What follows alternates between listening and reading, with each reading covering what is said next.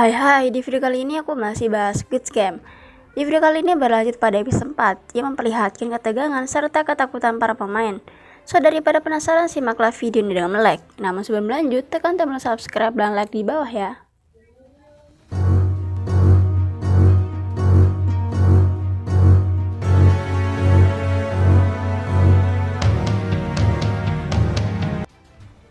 Di awal film ditunjukkan peserta sedang makan. Para staf di sana membawakan makanan mereka. Para pemain berbaris. Bang Jaka protes karena makanan yang diberikan hanya sebuah telur dan satu botol soda. Karena merasa tak cukup, ia pun mengkomplain.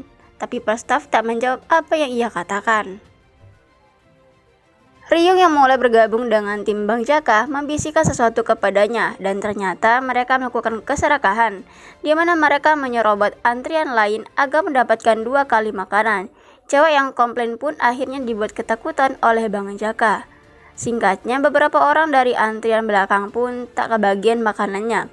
Ia komplain kepada staf, tapi ia lagi-lagi staf tak menjawab perkataan orang-orang itu.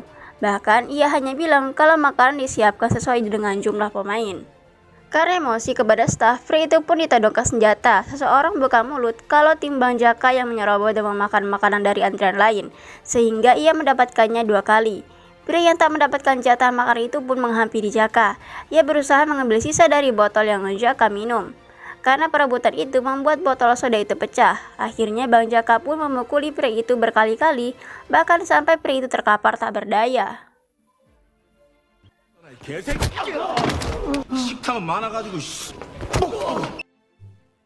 Orang-orang di sana hanya bisa melihat pria itu dipukuli, termasuk Sabyok yang sudah tahu sifat licik Bang Jaka, dan para staf pun hanya diam. Sangwoo yang mengecek keadaan pria itu bilang kepada staf bahwa telah tewas. Ji-hoon berusaha memastikan sendiri dan benar saja pria itu tewas. Ji-hoon akhirnya bilang dengan emosi kepada para staf kalau pria itu telah mati.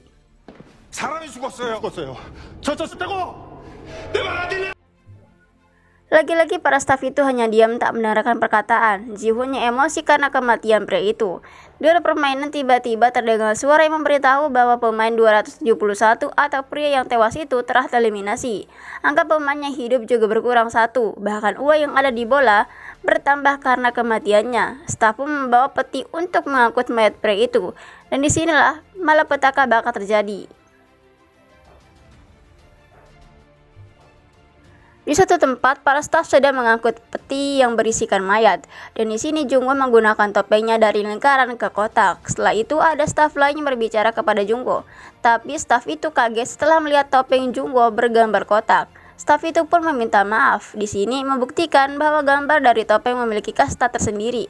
Dan kotak adalah kasta tertinggi dalam staf dan yang terendah adalah bulat. Staf bilang kenapa Jungwoo atau atasan dengan topeng kotak ada di sini. Jungwoo hanya menjawab bahwa bawahannya dilarang bicara sebelum atasannya mengizinkan. Di suatu tempat ada seorang pria berkacamata yang sedang membedah mayat itu oleh 2 staf lainnya. Dia mengambil organ-organ para peserta yang sudah wafat. Di lain tempat, Sangwoo mengutarakan pendapatnya. Menurut Sangwoo akan ada sesuatu ketika lampu dimatikan dan harus tetap berjaga karena melihat situasi pembunuhan pemain tadi oleh si Jaka. Terlihat Jaka mengobrol seperti merencanakan sesuatu. Jadi rencana mereka, jika ada yang diserang saat mulai tidur, mereka berempat harus berkumpul di ranjang Ji-hoon untuk bertarung bersama. Si kakek yang ketiduran akhirnya menyetujui pendapat itu karena situasi di sini sedang berbahaya. Lalu dia meminta Sabyok untuk tetap berjaga saat waktu tidur dimulai dan meminta Sabyok untuk bergegas ke kasur Ji-hoon jika terjadi sesuatu nanti. Tapi ia tak percaya kepada siapapun di tempat ini. Di tempat lain, si pria berkacamata yang lagi membedah organ itu sebenarnya bersekongkol dengan beberapa staf di sana. Pria ini meminta bocoran permainan selanjutnya kepada staf itu. Staf memberikan telur dan menjelaskan jika sengaja memberi sedikit makanan untuk membuat orang-orang berkelahi. Mereka akan menyingkirkan yang lemah sebelum permainan berikutnya dimulai. Staf menyarankan agar pria berkacamata itu untuk bergabung dengan tim yang paling kuat di sana. Singkatnya, si pria ini mencari tim terkuat. Di sana ia pun melihat geng Bang Jaka saat itu, dan akhirnya ia meminta untuk gabung gengnya si Jaka ini. Tapi si Jaka dibisiki oleh pria ini bahwa ia tahu permainan yang akan dilakukan selanjutnya. Jungwoo yang memakai topeng kotak pun terlihat cukup bebas di sana. Para petugas pasukan dan pekerja diharap menuju posisi masing-masing karena game akan dimulai. Jadi sebenarnya para pemain belum tahu kalau setelah waktu tidur nanti akan ada game spesial.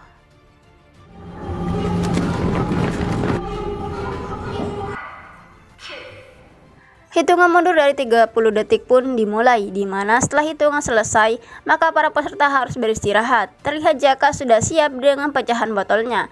Ia dan gengnya hendak membunuh para peserta lain. Ji-hoon dan Sang-woo, Ali dan pemain lainnya menjaga diri dengan tidak tertidur, tapi si kakek malah sudah pulas duluan. Di tempat lain, Fromen melihat para peserta itu dengan infrared. Terlihat beberapa peserta memulai aksi pembunuhannya. Seorang wanita terdengar nyaring saat itu dan keributan pun dimulai.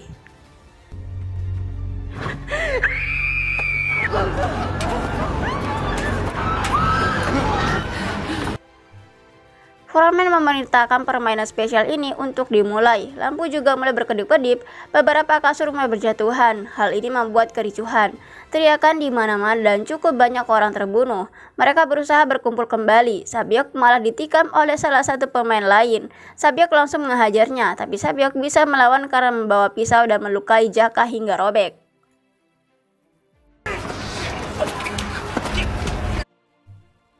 Jaka mencekik Sabyok. Beruntung Sabyok bisa menendang barang berharga milik Jaka hingga si Jaka kesakitan. Kericuhan terjadi sangat parah.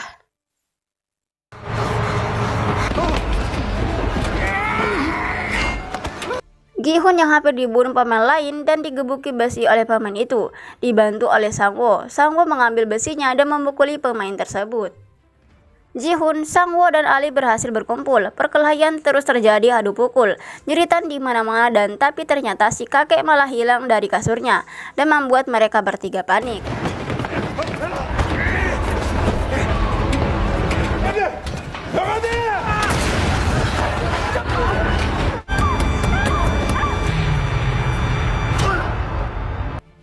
Ji-hoon yang menjadi pemimpin di sana mendengar chaosnya. Di luar sana, Sabyok akhirnya menghampiri Ji-hoon. Si Jaka yang dari tadi haus untuk membunuh Sabyok berdiri di belakangnya. Beruntung Ji-hoon mendorong dan memukul balik ke si Jaka.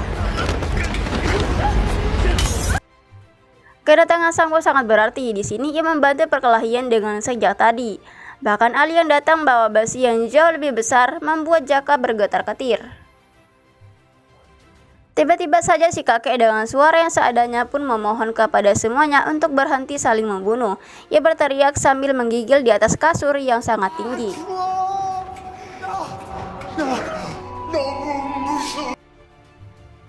Fromen yang melihat itu pun akhirnya menyelesaikan permainannya, di mana para staf mulai memasuki kawasan peserta dan menghentikan kegilaan itu.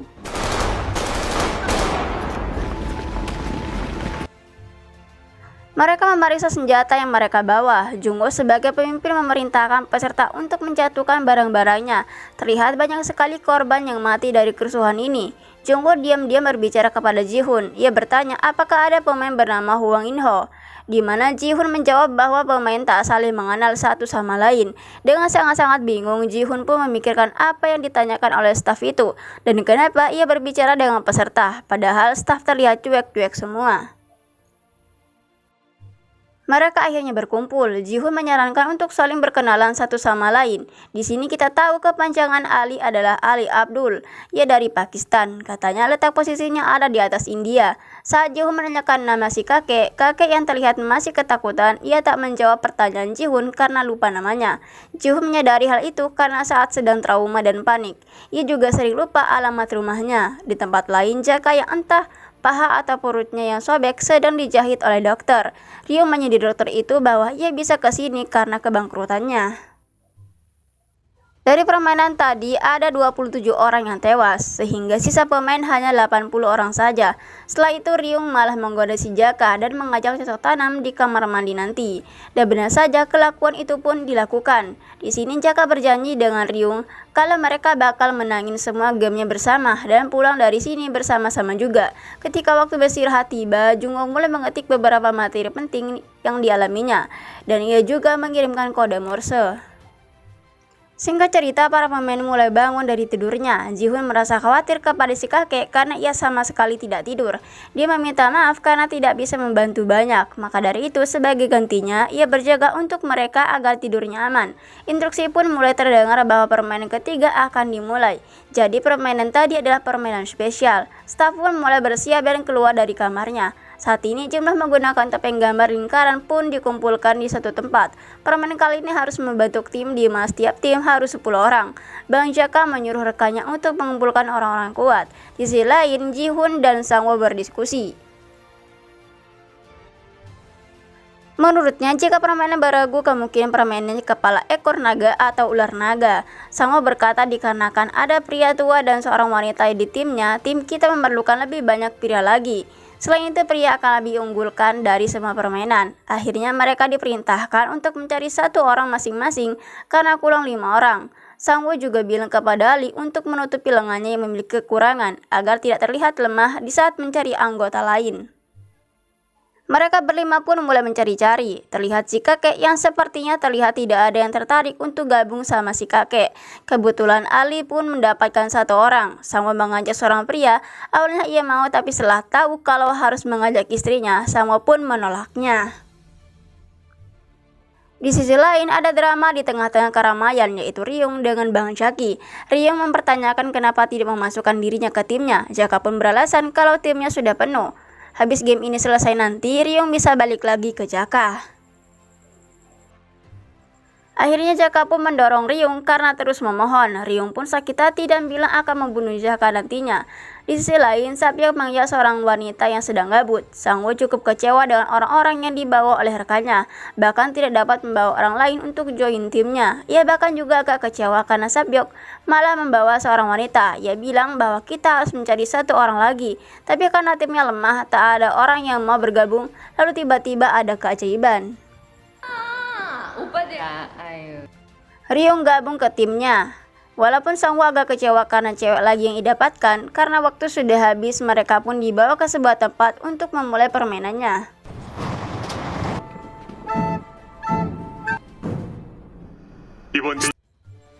Mereka menjelaskan permainannya itu tarik tambang, di mana peserta yang kalah terpaksa akan jatuh ke bawah lantai paling dasar.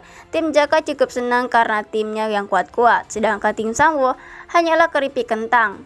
Semua staf mengundi setiap tim. Alhasil tim Jaka melawan tim 7. Terlihat Jaka cuma senyum-senyum karena merasa lawannya itu mudah. Mereka pun bersiap untuk memulai tarik tambangnya. Lengan mereka diikat ke tali itu sehingga tidak bisa melepaskannya. Tembakan pun diluncurkan dan permainan pun dimulai.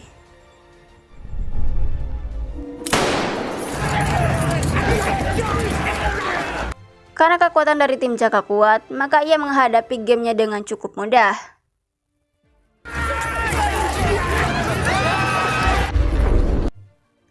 Tim 7 ini kewalahan melawan Jaka dan mereka terseret dan tergelantung dengan talinya. Lalu tali pun terpotong dan mereka terjatuh.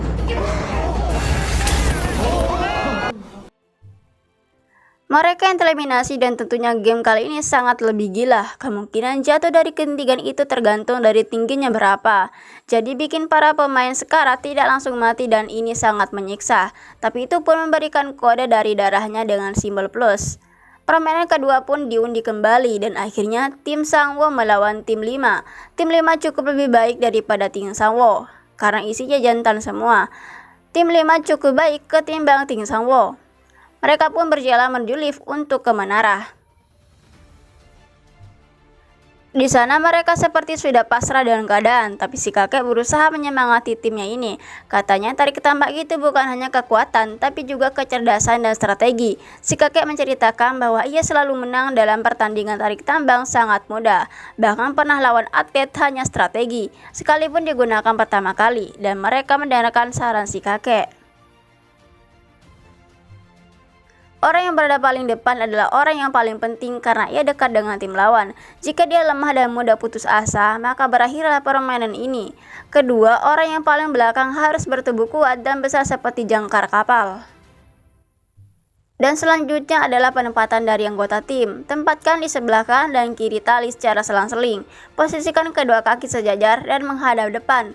Lalu letakkan tali di antara ketiak dan terakhir, ini yang paling penting. Untuk 10 detik pertama setelah permainan dimulai, kalian harus bertahan di tempat dan harus berbaring, dorong perut bagian bawah ke langit dan dorong kepala kalian ke belakang. Dengan cara ini kalian tidak akan keseret sama tim lawan. Tahan sampai 10 detik saat ini. Pihak lawan akan panik dan kebingungan karena tak terseret sama sekali. Kalau kalian bisa bertahan dengan posisi seperti ini, akan ada saat di mana tim lawan kehilangan ritme. Saat itu juga, tim Ju mendapatkan ritme itu dan langsung menariknya sekuat tenaga.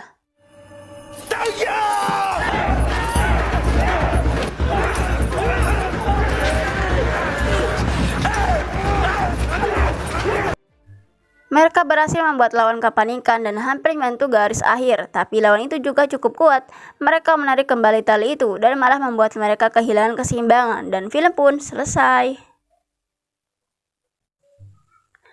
Dari film ini ada makna yang terkandung yang dapat kita petik, yaitu belajarlah sebisa mungkin. Kalau gagal, menyerah saja. Toh kalau bisa menyerah, kenapa harus bangkit? Ayo, menyerah saja, jangan semangat.